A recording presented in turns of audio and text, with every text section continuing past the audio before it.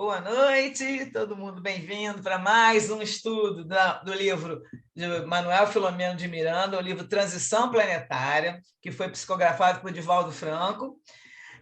Nós queremos agradecer a todos vocês que participam daqui com a gente, ao vivo, aqueles que também assistem depois, estão sempre juntos também enviando suas dúvidas pelo particular.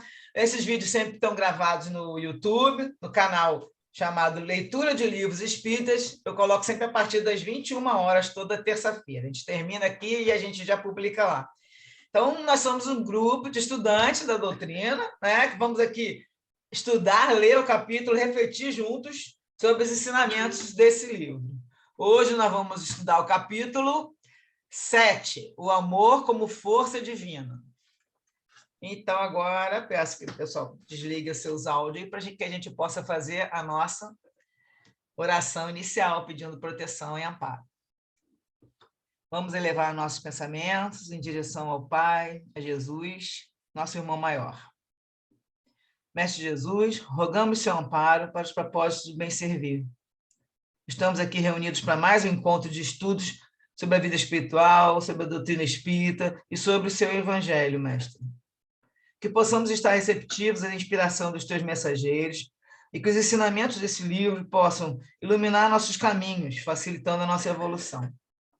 Pedimos então, Senhor, sua proteção e auxílio para iniciarmos as atividades da noite de hoje. Graças a Deus.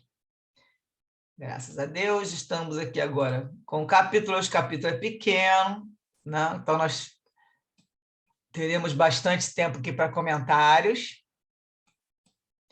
Então, tá aí. Estudo 8, capítulo 7, o amor como força divina. Continuando lá, Miranda vai comentar que eles estavam em atividade por quase 20 horas ininterruptas e preparavam-se para o retorno à comunidade espiritual para um breve repouso. Eles sempre estão alojados em algum local, né? E aí eles vão fazer um repouso. Aí a primeira observação que a gente tem lá de exemplo, lá, acompanhamos os comentários da live lá do grupo da Sueli Caldas, é que sobre o repouso dos desencarnados. Então, no livro dos Espíritos, na pergunta 254, Kardec pergunta, e a fadiga, a necessidade de repouso, experimentam-nas? Ele estava falando dos espíritos desencarnados. Então, a resposta veio, não podem sentir a fadiga, como a entendeis. Consequentemente, não precisam de descanso corporal como vós, pois que não possuem órgãos cujas forças devam ser reparadas. O espírito, entretanto, repousa no sentido de não estar em constante atividade. Sua ação é toda intelectual e inteiramente moral o seu repouso. Então, a espécie de fadiga que os espíritos são suscetíveis de sentir guarda relação com a inferioridade deles. Quanto mais elevados eles sejam, tanto menos precisarão de repouso. Na pergunta 558, Kardec fala, alguma outra coisa incumbe aos espíritos fazer que não seja melhorarem-se pessoalmente? E a resposta é, concorrem para a harmonia do universo, executando as vontades de Deus, cujos ministros eles são. A vida espírita é uma ocupação contínua, mas que nada tem de penosa, como a vida na Terra, porque não há fadiga corporal, nem as angústias das necessidades. Então, a última observação é que os espíritos evoluídos e perfeitos trabalham constantemente, não têm necessidade de refazer as energias dos seus perispíritos, né, do semimaterial do perispírito, porque esse perispírito já está em harmonia com o espírito. Então, o descanso para um espírito evoluído é a mudança de atividade. Ele muda uma atividade, talvez uma mais intensa, uma outra menos intensa, já é um descanso. Né? E no livro Evolução em Dois Mundos, de Chico Xavier e Valdo Vieira, no caso o espírito André Luiz, que estava narrando, ele vai falar um momento que corpo espiritual, o corpo espiritual pode chegar a um grau de evolução em que não haja a necessidade de refazimento. E é lógico que está falando em espíritos bem evoluídos, né? Não precisa refazer em nada, e quanto mais evoluído, mais ele vai trabalhar direto, como fala, trabalha constantemente. Então, voltando ao texto do livro, o Miranda falou que estava trabalhando há 20 horas, e aí ele vai comentar sobre o que tinha acontecido no no último capítulo, né, ele vai falar que o Abdu tinha silenciado o seu canto oracional e se encontrava em profunda meditação, permitindo-se irradiar diáfanas energias que se diluíam lentamente a densa treva, que diluíam a treva, né, que tinha lá. E mesmo assim que o Arshot, a Ana, que estava sempre carregando o Arshot e que iluminava o local, esse Arshot também, ele sempre estava conduzido por ela, ajudando a iluminar. E ele e o Abdu irradiando as energias, né? Lógico, irradiando luz.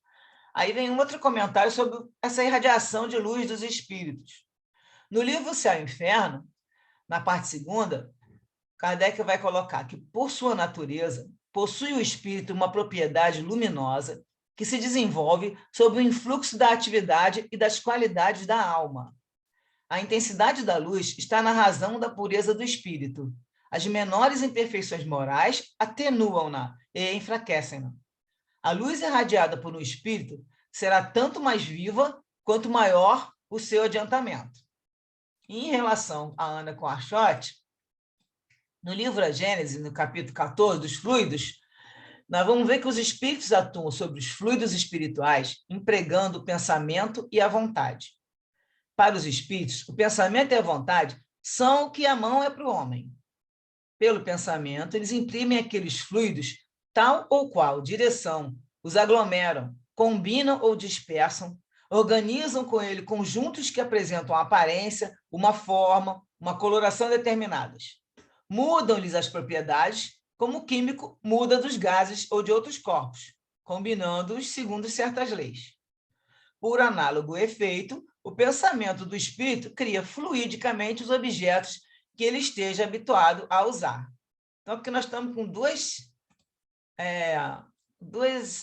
observações interessantes, né? Porque você vê a história do espírito repousar, né? Que eles vão colocar. Então, o Miranda fala desde esse livro, e vai falar até o último, se vocês lembrarem, no último livro No Rumo do Mundo de Regeneração, várias vezes ele falava, então fomos para o repouso, porque eles tinham que repousar em função dessa história das atividades. E a gente, né, aí você já está vendo essa referência desde o Livro dos Espíritos, né? Mas a gente sabe que quanto mais evoluído o espírito, mais necessidade, mais ele não tem tanta necessidade de refazimento.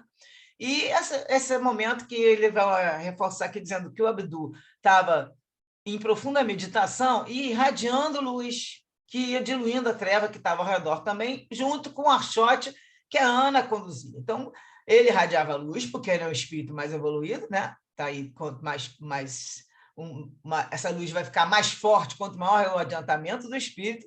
E a Ana com a Arshot, por quê? Porque ela, no pensamento, fluidicamente, ela criou esse Arshot, né? Ela que cria, porque o espírito que vai fazer e vai carregar os equipamentos que ele tiver vontade de criar. Lógico que quanto os espíritos mais evoluídos têm facilidade de criar muitas coisas, só que nós também já vimos vários, e nesse capítulo hoje vai aparecer objetos que são dos espíritos que estão vivendo nas trevas. Então, de qualquer maneira, o pensamento do espírito que cria. E a gente parar para pensar bem, gente, os locais também, né? As cidades espirituais, elas são fluídicas e elas são feitas pelo pensamento dos espíritos. Existem aqueles arquitetos, né, que alguns livros já explicam, que vão colocando, vão formando a cidade com pensamento. Então, vários livros, pedaço do livro do André Luiz, Manuel Filomeno também, de Miranda conta alguns livros dele, que eles chegam a locais que o espírito, o arquiteto, foi formando aquela edificação. Aquilo não é formado por nenhuma matéria, é feito pelo pensamento também. Então, é uma coisa interessante. Queria ver se vocês comentavam, se vocês já têm conhecimento disso, se alguém lembra de algum outro livro aí para dar uma ilustrada aqui. Vocês conhecem algum outro livro que já falou sobre isso? Sobre a força desse pensamento?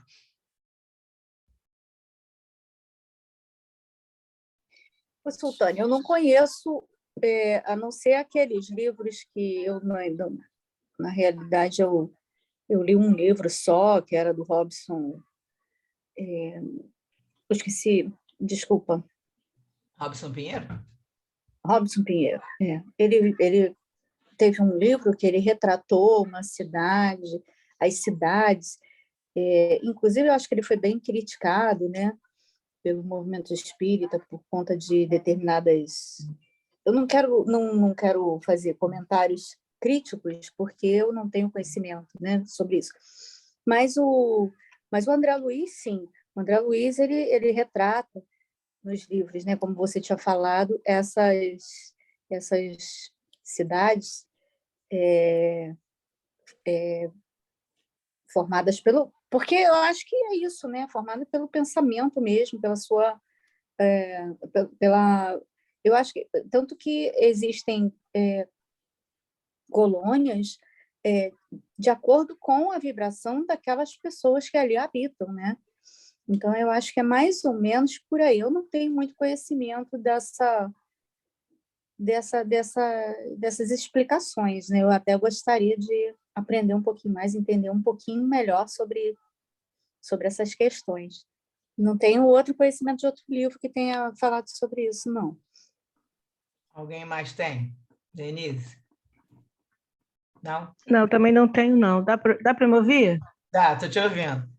Tá, é só uma perguntinha. Deixa eu lá para a pergunta do primeiro tema, do descanso dos espíritos. Na resposta do Livro dos Espíritos, fala ação intelectual e repouso moral.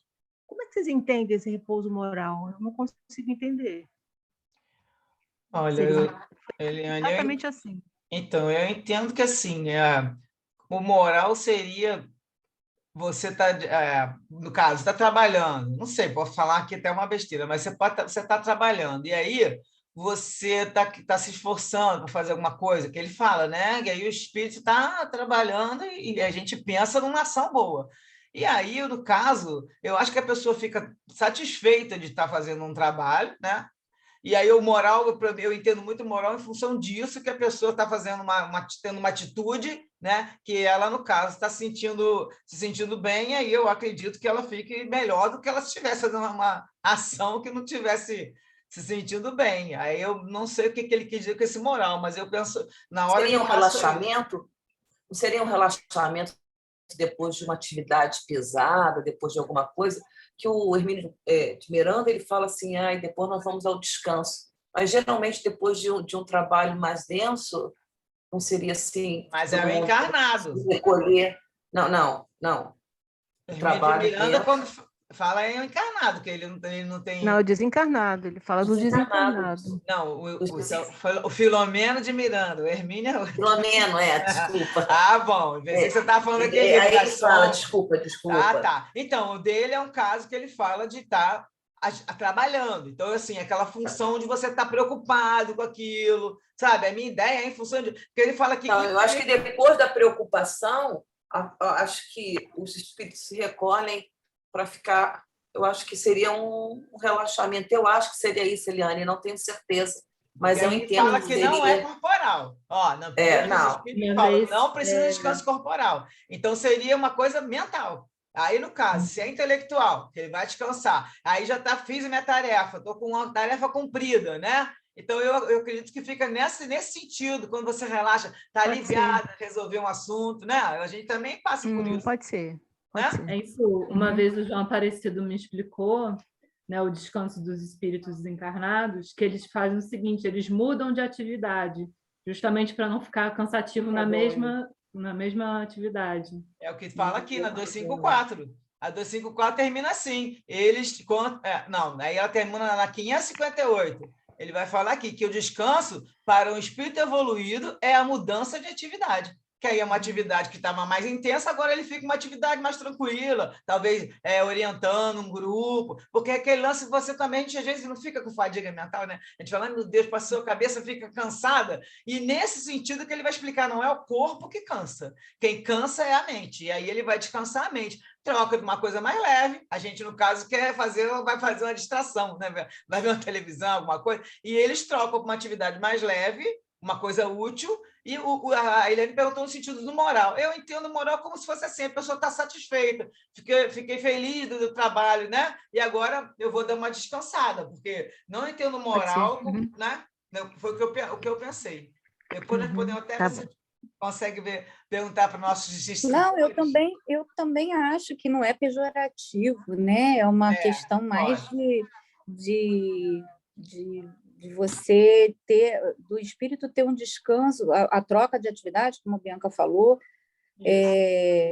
para, por exemplo, ler um livro, assistir um concerto, escutar uma música, né? Isso, participar de alguma atividade de artes, coisas que a gente também faz e que nos refaz.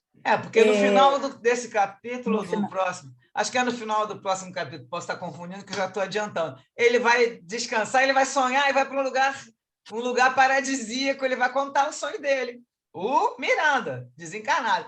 Então, o que acontece? Eles também deitam, relaxam e tipo uma meditação, e ele saiu, vai contar para a gente o sonho, mas eu acho que nesse capítulo aqui não. Vamos adiantar, não. Vou passar para o texto de novo. Então, vamos lá. Olá, pessoal, boa noite. Boa noite, Vera. Vi que você chegou aí no cantinho. Nós estávamos aqui discutindo. Depois, Su, desculpa, noite, depois você posta o PDF do livro de novo? Tá, pode deixar. Vou botar.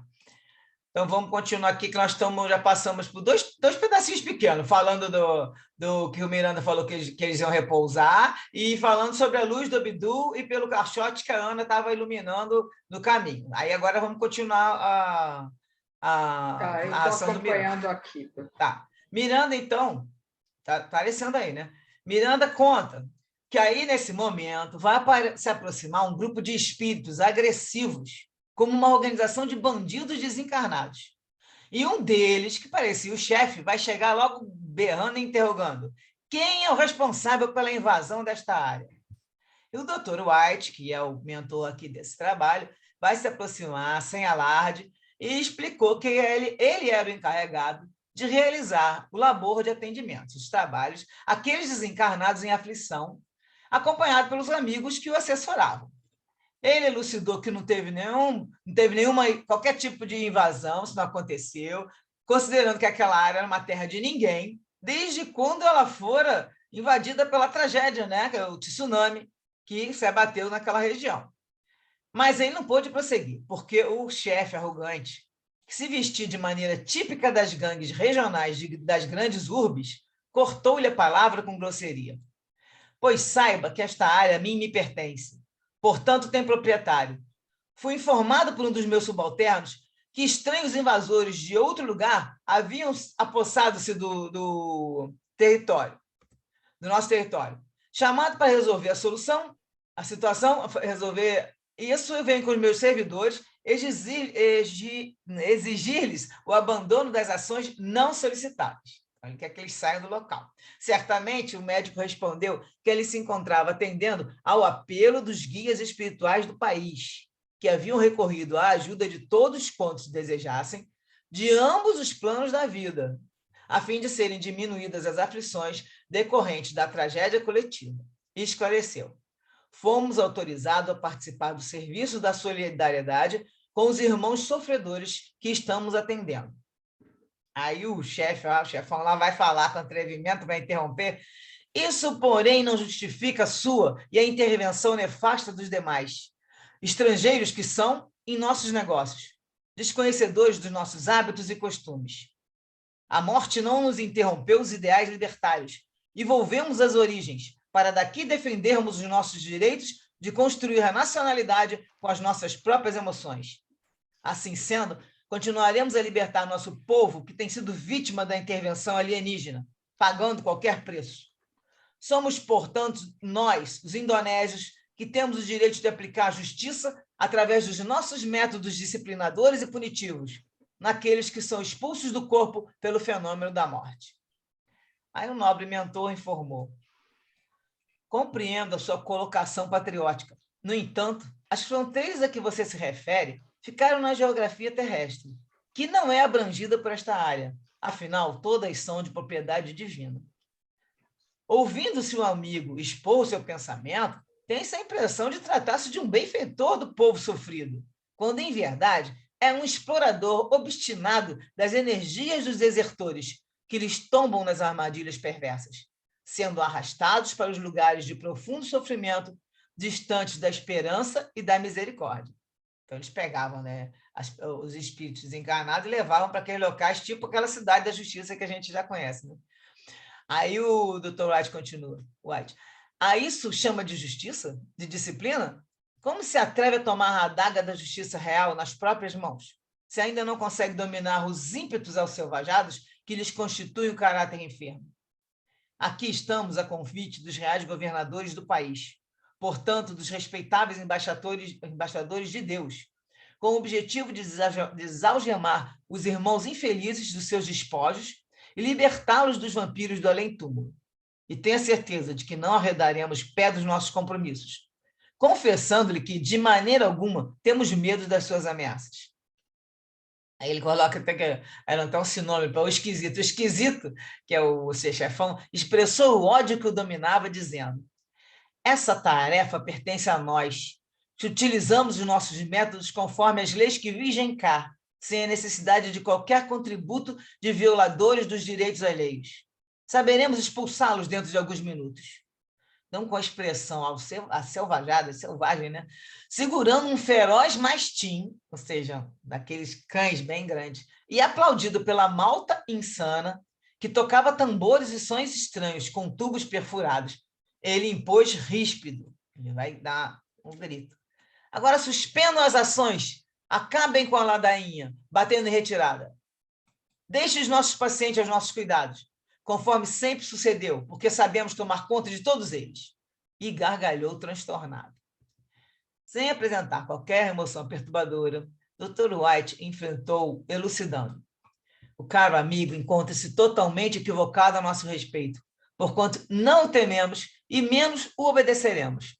Iremos prosseguir em nossa labuta fraternal e ficaremos, aliás, muito gratos se o seu grupo se diluísse. O carrasco zombou cínico e arremeteu encolerizado. Atacar! Dizimemos os impostores e ladrões.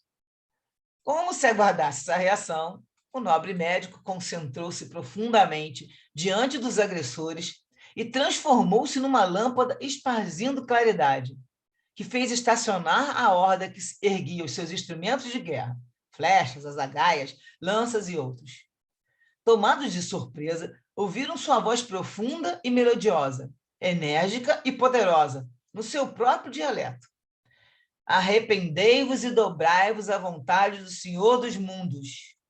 Chega um momento, em vosso desvario, que somente se apresenta uma alternativa para escolher. Abandonardes o ódio e a perseguição desditosa para abaçardes o amor. Escoam-se os anos e permaneceis hostis ao bem e à verdade. Vossa impiedade transborda e vossa loucura, ao invés de inspirar temor ou ódio, provoca compaixão. Ouvi-me. Sou a voz da vossa consciência anulada pela desesperação, que perdeu o uso da razão, mas que necessita libertar-se. Agora é o vosso momento de alegria e emancipação. Silenciai o ódio nos sentimentos. Deixai o medo dos infelizes que vos intimidam e vinde para as nossas fileiras, as do bem. Enquanto a voz firme e doce penetrava a acústica das almas, aí Miranda fala que eles viram cair uma chuva de luz e que, tocando aqueles rebeldes, penetrava-os, provocando mudanças interiores, levando-os ao pranto e às exclamações lamuriosas. E aí o Dr. White prossegue. Libertai-vos do mal e adotai o amor a vós mesmos, inicialmente, para depois poderes amar o vosso próximo. E, por fim, a Deus. Sois todos, como nós outros, filhos do mesmo Pai generoso, que vos espera compassivo. Esse é o vosso momento de renovação. Aproveitai-o com decisão e coragem, de romper as amarras da ignorância e da perversidade que vos tem infelicitado por tão largo período. Aí, quando ele silenciou, num clima psíquico e emocional superior, os deditosos atiraram ao solo as armas que brandiam e, dominados pela força do amor, pediam amparo e adesão à nossa hoste. Aí, então, por essa força, eles começaram a ir para o lado da turma do Miranda, né? A adesão à hoste deles.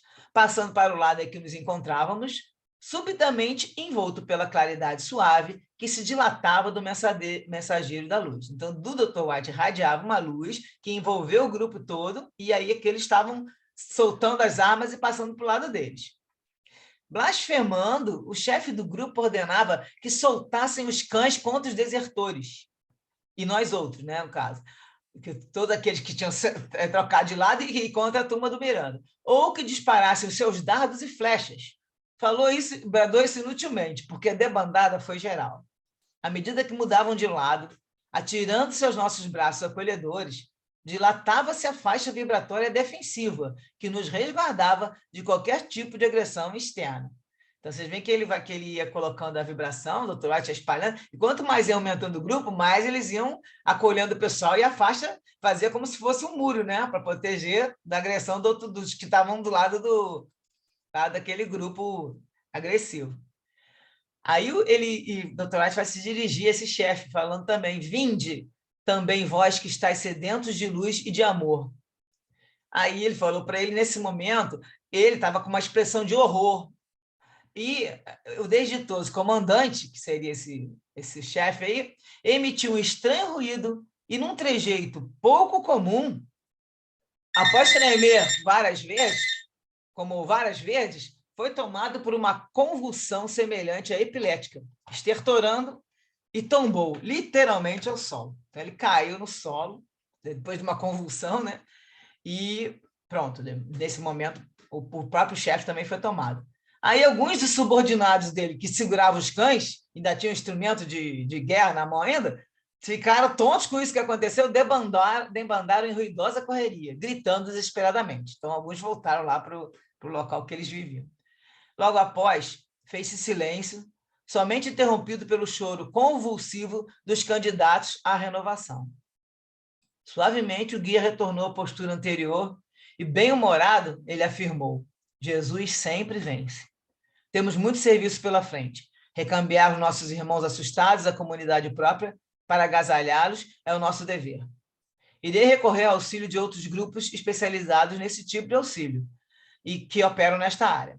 O amor é força divina que sempre triunfa. Então, gente, 7 minutos, nós terminamos aqui o texto do capítulo. Quero saber se vocês vão comentar alguma coisa agora, porque eu estou com outros comentários para fazer, quando a gente começar na próxima reunião, sobre isso de algumas coisas que colocaram lá. Mas o capítulo é pequeno e foi basicamente essa conversa, né? Como muitas que a gente já viu no último livro do Miranda, né? No rumo de regeneração. Tem aqui, até que vou colocar depois para vocês verem, o Eurípides Barçanufo, naquele livro, ele sempre chegava e cheio de claridade, aí ele modificava a psicosfera do ambiente, paralisava os agressores, não sei se vocês lembram disso. E quando ele falava também, saíam luzes do corpo dele, da mão dele. Então, isso tudo a gente pode recordar depois. O que vocês têm para comentar aí dessa discussão aí do Dr. White com o agressor?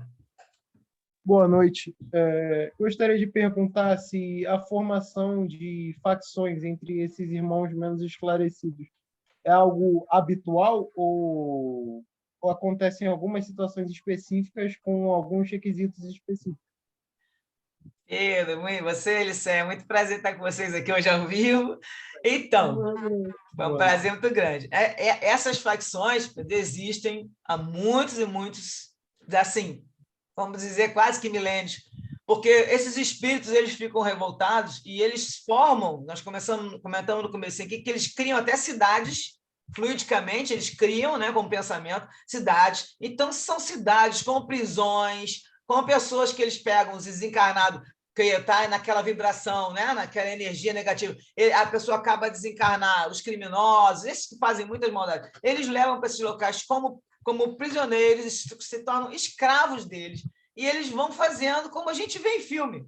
Parece até filme, igual a gente vê esses filmes de criminosos agindo, eles querem isso, eles querem ter tumulto, eles querem ter essas sensações da matéria, então querem aproveitar a vida, querem a droga, querem o álcool, querem ficar no desvario geral, mental, e todos os sentidos com uma gangue de encarnados.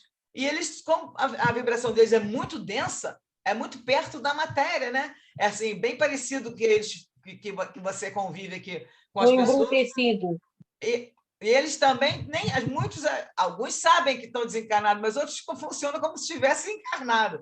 É bem assim, é um grupo que se forma baseado na vibração que eles têm. A energia é a mesma, então vai se agrupando, como se fosse um imã. O imã vai catando aquele grupo e eles vão se agrupando. Muitos estão dementados, os que são aqueles que estão mais perdidos, que estão na culpa, porque muitos terminam a vida com culpa, e aí eles são arrastados, porque, por exemplo, mataram alguém, ou fizeram alguma ação muito séria, né, contra as leis de Deus. Aí esses ficam na culpa e eles aproveitam e levam. E aí a vibração negativa é no mesmo nível, eles estão na mesma sintonia. Quando eles pegam na mesma sintonia, eles conseguem fazer essas pessoas irem. E ficam lá por muitos anos. E aí são grupos que já se formaram há muitos anos. Aqui na história do livro anterior, coloca que tem gente que está formada desde 1200, 1300, estão até hoje. Tem gente que estava guardada nessa cidade das trevas, e fazendo essas maldades, e continuam inspirando as pessoas que estão aqui, encarnadas, né? Mas já são ligadas a essas pessoas numa existência de 1000 anos atrás. Foi uma pessoa que eles ficaram com raiva, com ódio, ou aquela pessoa fez um mal para eles, eles guardaram a raiva e estão se vingando. No outro livro, a gente viu que tinha gente que estava desde 1200 com raiva da personagem do livro e estava querendo se vingar, desde a época do Francisco de Assis e tudo. Então, isso aí é uma coisa que existe, já é posto. O que a gente tem de tranquilidade, que no último livro que a gente estudou, deixou, é que eles estão levando esses grupos que realmente já não tem mais jeito de acertar, porque já deram todas as chances para eles encarnar e tudo, estão levando esses grupos para encarnar num outro planeta, que é o planeta que vai começar de novo, lá da época primitiva, época das cavernas. Então, a sintonia dele é essa, uma sintonia primitiva, agressiva, de pessoas, né, da briga, da guerra e tudo, e esses espíritos já estão sendo levados. Nós temos essa alívio de saber que não é só isso que a gente precisa, nós precisamos que a nossa sintonia mude, né? Isso aí é o básico que a gente aprendeu no livro e o tempo todo Miranda fala. Só que já para ajudar, do jeito que esses não querem, não tem como se acertar, porque eles não aproveitaram as oportunidades, estão sendo levados para outro planeta para continuar a evolução. Lá eles vão continuar, mas naquela sintonia que eles ainda estão muito imaturos. Então, tem que ficar no lugar que vai começar de novo, quebrar pedra, literalmente, né? A idade da pedra. Entendeu? Tânia, eu estou acompanhando um programa do Wagner Paixão, acho que é um ano que ele tem perguntas e respostas sobre o espiritismo, né? E no último que eu ouvi, ele vem justamente falando sobre isso, né? Que assim, que 50 dos estudos aí, e vai juntando várias coisas, né? E que 50% da população do planeta Terra, 50% dessa população vai conseguir seguir, né? Segundo esses estudos, consegue seguir com esse planeta, continuando reencarnando nesse planeta para um planeta de regeneração. Desses outros 50%, esses é como se estivessem certos de ir, né? Eles já estão numa elevação espiritual que eles conseguem seguir, né? Para um planeta de regeneração. Esses outros 50%, aí ele pega esses outros 50%, 50% ainda vão reencarnar aqui com possibilidade de continuar, né? Mas que quarto desses outros... Vai cair agora, vamos trocar de sala, a gente continua lá. Espera que vai cair. Vai trocar agora.